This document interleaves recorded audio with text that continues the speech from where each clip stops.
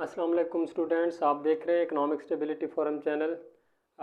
एक नए लेक्चर के साथ आज हमारा टॉपिक है population regression function and linearity. तो लास्ट लेक्चर में हमने क्या देखा था, कंडीशनल एक्सपेक्टेशन फंक्शन हमने देखा था।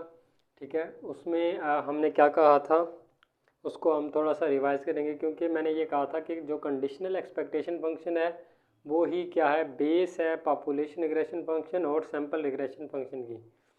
तो वो व्यूअर्स, वो स्टूडेंट्स जिन्होंने मेरे प्रीवियस लेक्चर्स नहीं देखे वो लाजमी तौर पर देखें, ताकि आपकी जो इकोनोमेट्रिक्स की बेस है वो आपको पता चले कि इकोनोमेट्रिक्स की बेस क्या है। ठीक है, तो उसमें काफ़ी सारी हमने बुनियादी चीज़ों को हमने स्टडी किया है। तो today our lecture is on population regression function. ठीक है, स्टैटिस्टिक्स के जो स्टूडेंट्स हैं उनको पता है कि पॉपुलेशन में और सैंपल में क्या डिफरेंस होता है। पॉपुलेशन क्या होती है कि जिसमें कि जो एक बहुत बड़ा हमारा जो डाटा होता है, ठीक है, जो हमने फुल डाटा जो होता है हमारा, जब हम कोई भी स्टडी करते हैं, थीसिस वगैरह करते हैं या कोई प्रोजेक्ट वगैरह करते हैं, ठीक है, जो एरिया ऑफ स्टडी होता है वो हमारी क्या होती है, पॉपुलेशन होती है। ठीक है, जिसमें पूरा पाकिस्तान भी हो सकता है या पूरा लाहौर हो सकता है या पूरा पंजाब हो सकता है, कोई ख़ास एरिया होगा। ठीक है, तो ये स्टैटिस्टिक्स की कुछ टर्मिनोलॉजी है। यहाँ पे हम इकोनोमेट्रिकली इसको डिस्कस करेंगे कि पॉपुलेशन रिग्रेशन फंक्शन क्या होता है। जैसे हमने देखा था कंडीशनल एक्सपेक्टेशन फंक्शन में क्या था कि हमने कंडीशनल मीन्स बनाए। ठीक है, जिन्होंने प्रीवियस मेरा लेक्चर देखा है कि हमने कंडीशनल क्या बनाए थे, मीन, और यहाँ पे हमारा क्या था, कंजप्शन, और यहाँ पे हमारी क्या है, इनकम। ठीक है, तो अगर यहाँ पे मैंने क्या कहा था कि फिक्स्ड लेवल ऑफ इनकम 80, यहाँ पे फिक्स्ड लेवल ऑफ इनकम 140, यहाँ पे फिक्स्ड लेवल ऑफ इनकम 220। ठीक है, इस तरह से कुछ था। तो यहाँ पे ये कुछ कंडीशनल मीन है, ये कुछ है, ये यहाँ पे हमारे पास कुछ ना कुछ कंडीशनल मीन आ रहा है। ठीक है, तो ये किस चीज़ की वैल्यूज़ हैं, एवरेज वैल्यूज़ ऑफ कंजप्शन। ठीक है, जिनको हमने क्या कहा है, कंडीशनल मीन का है। और ये हमारा क्या है, इनकम इंडिपेंडेंट वेरिएबल है, जो कि हमने क्या किया हुआ है, फिक्स किया हुआ है कि $80 के ऊपर हमारी जो कंजप्शन है वो मीन कितनी है। ठीक है, $140 पर हमारी मीन कंजप्शन कितनी है, $220 पर हमारी मीन कंजप्शन कितनी है। ठीक है, तो कंडीशनल मीन। अब पॉपुलेशन रिग्रेशन फंक्शन क्या है, पॉपुलेशन रिग्रेशन फंक्शन में हम क्या कहते हैं कि conditional mean is a function of X I. ठीक है, ये जो कंडीशनल मीन है जिसको हमने किससे जाहिर किया था, एक्सपेक्टेड वैल्यू ऑफ वाई। ठीक है, सो ये क्या है, expected values of Y with the given value of X I. X I की गिवन वैल्यूज़ के ऊपर वाई आई की जो वैल्यूज़ है, जिसको हम क्या कह रहे हैं, कंडीशनल मीन कह रहे हैं। ठीक है, इसकी गिवन वैल्यू पर एक्स वाई की जो मीन वैल्यू है, जिसको हम क्या कह रहे हैं, कंडीशनल मीन कह रहे हैं। तो expected value of Y with the given value of X I is equal to function of X I. ठीक है, अब इसका मतलब क्या है कि इनकम, ठीक है, कि ये जो मीन है, ये जो एवरेज मीन या जिसको हम क्या कह रहे हैं, कंडीशनल मीन जो है वो किसका फंक्शन है, इनकम का फंक्शन है। कि कंडीशनल मीन कैसे चेंज हो रही है, इनकम के चेंज होने के साथ। इनकम 80 थी, कंडीशनल मीन कुछ था, इनकम बढ़ गई, कंडीशनल मीन भी क्या हो गया, बढ़ गया। ठीक है, फिर इनकम बढ़ी, फिर कंडीशनल मीन क्या हो गया, बढ़ गया। तो कंडीशनल मीन किसका फंक्शन हो गया, एक्स का। ठीक है, conditional mean is the function of x variable. ठीक है, और एक्स वेरिएबल हमें पता है ये क्या है, इंडिपेंडेंट वेरिएबल। ठीक है, एक्स वेरिएबल क्या इंडिपेंडेंट है, जो कि क्या है हमारा इनकम। ठीक है, लास्ट लेक्चर जिन्होंने मेरा देखा हुआ है तो उन्हें ज़्यादा अच्छे तरीके से अंडरस्टैंड कर सकेंगे, बाकी इसमें कोई इतना मुश्किल बात नहीं है। ठीक है, तो इंडिपेंडेंट फैक्टर को हम फिक्स करके हम देखते हैं कि हमारा कंडीशनल मीन किस तरह से रिएक्ट कर रहा है। ठीक है, तो अब ये क्वेश्चन हमें क्या बता रही है कि हाउ मीन और average response of Y varies with X. ठीक है, कि एक्स के चेंज होने से वाई का रिस्पॉन्स क्या होगा। ठीक है, एक्स जो कि इंडिपेंडेंट वेरिएबल है, इंडिपेंडेंट वेरिएबल के चेंज होने से वाई हमारा जो है वो किस तरह से रिस्पॉन्स करेगा,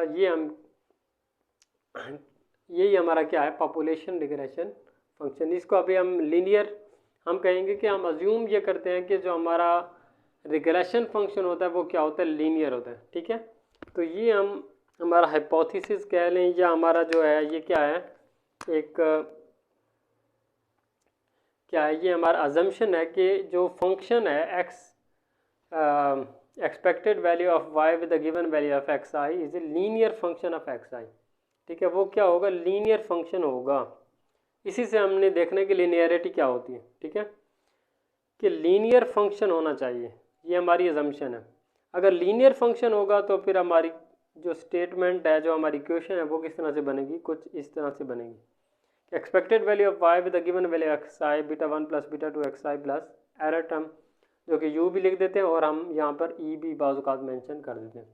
तो ये हमारे पास एक क्या है, एक लीनियर फंक्शन है। यही क्या है, हमारा पी आर एफ है, यही पी आर एफ की इक्वेशन है। पी आर एफ का मतलब क्या है, पॉपुलेशन रिग्रेशन फंक्शन। ठीक है, तो ये तो अब आपको क्लियर हो गया होगा कि पॉपुलेशन रिग्रेशन फंक्शन क्या होता है। ठीक है, जिसको हमने कहा कि एक लीनियर फंक्शन है एक्स आई का, कि एक्स आई के चेंज होने से हम इसके ऊपर कंडीशनल मीन की जो कितना वेरी कर रहा है उसको हम देख रहे हैं। ठीक है, लीनियरिटी लीनियरिटी इन वेरिएबल होगा और लीनियरिटी इन पैरामीटर। ठीक है, लीनियरिटी होती क्या है, आपके बुक में कुछ इस तरह से भी पिक्चर्स बनी होंगी। ठीक है, कुछ ऐसे या कुछ ऐसे। ठीक है, तो ये फंक्शन जो है ये लीनियर नहीं है। ठीक है, आमतौर पर जो लीनियर फंक्शन होगा वो कैसा होगा, ऐसे ऐसे ऐसे, यानी कोई ना कोई स्ट्रेट लाइन जो होगी वो क्या होगी, लीनियर फंक्शन को शो करेगी। तो अब हमें इक्वेशन से कैसे पता चलेगा कि वो लीनियर है या नहीं है, फिर वो वेरिएबल में लीनियर है या पैरामीटर में लीनियर है, वो हमें कैसे पता चलेगा। बिल्कुल सिंपल सा ही है ये। ठीक है, तो वेरिएबल में लीनियर कब होगा, जब वेरिएबल की जो पावर है वो 1 होगी। वेरिएबल की जब पावर 1 होगी तो वो क्या होगा, लीनियर इन वेरिएबल होगा। ठीक है, लेकिन अगर हम यहाँ पर देखें इसको, तो वेरिएबल की पावर है 2, तो इसका मतलब है लीनियर इन वेरिएबल नहीं है। ठीक है, अब अगर हम इसको देखें, यहाँ पे पैरामीटर के ऊपर क्या आ गया, स्केयर आ गया, जबकि वेरिएबल के ऊपर पावर 1 ही है। तो ये क्या है, लीनियर इन वेरिएबल है पर लीनियर इन पैरामीटर नहीं है। ठीक है, तो लीनियर इन पैरामीटर क्या होगा, जब पैरामीटर की वैल्यू जो पावर है वो 1 होगी, यानी कि पैरामीटर्स की भी पावर 1 हो और वेरिएबल्स की भी पावर क्या होनी चाहिए, 1 होनी चाहिए। तो जब पैरामीटर्स की पावर 1 होगी तो वो लीनियर इन पैरामीटर होंगे, और जब वेरिएबल की पावर मैक्सिमम 1 होगी तो वो क्या होगा, लीनियर इन वेरिएबल होगा। ठीक है, तो ये लीनियर इन वेरिएबल है but non linear in parameter. ठीक है, तो अगर हम इस फंक्शन को देखें तो ये क्या है, लीनियर इन पैरामीटर नहीं है, लीनियर इन वेरिएबल है नहीं है, क्योंकि यहाँ पे 2 आ गया, यहाँ पे 2 आ गया, ना पैरामीटर में लीनियर है ना ही वेरिएबल में ये लीनियर है। तो अगर हम इस फंक्शन को देखें बीटा 1 प्लस बीटा 2 एक्स आई, तो यहाँ पर इसकी पावर भी 1 है, इसकी भी 1 है, इसकी 1 है, तो ये लीनियर इन पैरामीटर भी है और लीनियर इन वेरिएबल भी है। ठीक है, तो ये वो स्टैंडर्ड फॉर्म है जिसको हम आगे भी देखेंगे। दूसरी बात आपने ये याद रखनी है कि लीनियर इन पैरामीटर होना बहुत ज़रूरी है। जब भी रिग्रेशन रन करना है उसके लिए पैरामीटर का लीनियर होना बहुत ज़रूरी है।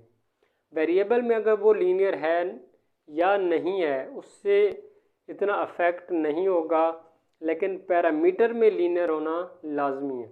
किसी भी रिग्रेशन को रन करने के लिए पैरामीटर का लीनियर होना बहुत ज़रूरी होता है। ठीक है, तो हमारा लीनियर रिग्रेशन मॉडल कौन सा होगा उसको हम देखेंगे इस टेबल के ज़रिए से कि हमारा जो रिग्रेशन मॉडल है वो लीनियर कब होगा। ठीक है, लीनियर इन पैरामीटर यस या no, linear in variable yes या नो।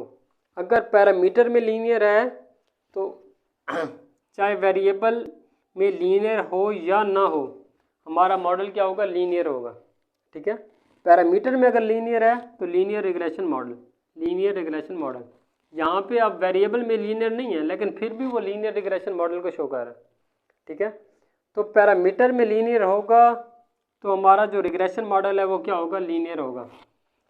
अगर पैरामीटर में लीनियर नहीं है तो वो नॉन लीनियर रिग्रेशन मॉडल होगा, चाहे वेरिएबल लीनियर हो चाहे नॉन लीनियर हो, लेकिन वो क्या होगा, नॉन लीनियर रिग्रेशन मॉडल होगा, क्योंकि वो पैरामीटर में लीनियर नहीं है।